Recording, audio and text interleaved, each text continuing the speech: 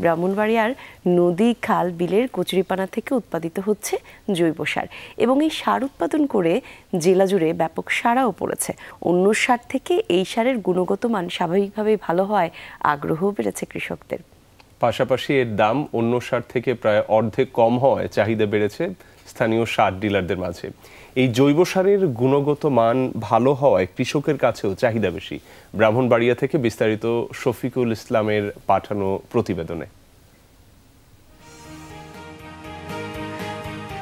নদী, খাল, বিল ও হাওরে বেষ্টিত ব্রাহ্মণবাড়িয়া জেলার নবীনগর উপজেলা। সারা বছর এখানকার নদী, নালা, খাল, বিল পরিপূর্ণ থাকে কচুরিপানায়। ফলে একদিকে যেমন বিঘ্ন ঘটে নৌ চলাচলে, তেমনি সমস্যা হয় প্রাকৃতিক মৎস্য প্রজননে। বিলগুলোতে কিন্তু পানি বদ্ধ অবস্থায় থাকে। এই বিলগুলোতে যখন এই কচুরিপানাগুলো চলে যায়, এই বিলগুলো একদম কচুরিপানা দিয়ে ভরে যায় এবং ফলে আপনারা জানেন যে মাছের জন্য কিন্তু অক্সিজেন প্রয়োজন হয়। এই বিলগুলোর সাথে তখন কিন্তু অক্সিজেনের কোনো সংস্পর্শে আসতে পারে না, ফলে কিন্তু মাছের প্রজনন কমে যায় এবং মাছ ওখানে কিন্তু বসবাস করতে পারবে না। কচুরিপানাগুলো এই যেগুলো মরা খাল আছে, বিলগুলো আছে, যেগুলো থেকে সংগ্রহ করে যদি আমরা এই জৈব সার করতে পারি, আমাদের মাছের ছোট মাছ, বিশেষ করে মাছের প্রজনন এবং মাছের বংশবৃদ্ধি এবং মাছের উৎপাদনে ব্যাপকভাবে বেড়ে যাবে।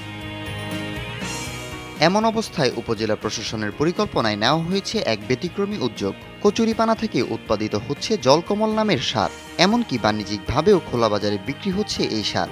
স্থানীয় কৃষকদের কাছে এই সারের বেশ চাহিদা সৃষ্টি হয়েছে।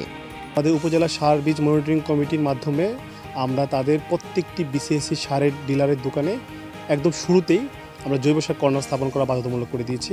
ইতিমধ্যে সকল ডিলার এই কনসেপ্টটি গ্রহণ করেছে। এর ফলে কৃষকের যে কোনো সহজলভ্য হবে, পাশাপাশি যারা উদ্যোক্তা হবে তারা বাজারজাত করার জন্য তাদের যে সাপ্লাই চ্যানেল সেটি অটোমেটিক ক্রিয়েট করা আছে। কচুরিপানা ব্যবহার করার ফলে নদী, খাল, বিল ও হাওরে মৎস্য প্রজননে সহায়ক হবে।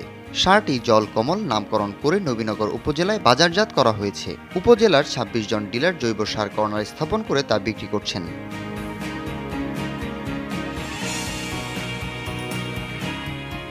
কচুরিপানাকে ব্যবহার করে জৈব সার প্রক্রিয়ার যে প্রকল্প, সেটি যদি বড় আকারে নেওয়া হয়, আপনারা জানেন শুধু নবীনগর না, বাংলাদেশের অনেক জায়গাতেই কচুরিপানা একটি আপনার নদীপথের চলাচল এবং মাছের যে সমস্যা হিসেবে আছে, সেটা যদি জাতীয় পর্যায়ে বড় উদ্যোগ নেওয়া হয়, আমার মনে হয় এটি সাকসেসফুল একটি প্রকল্প হিসেবে সেটি রূপ লাভ করবে।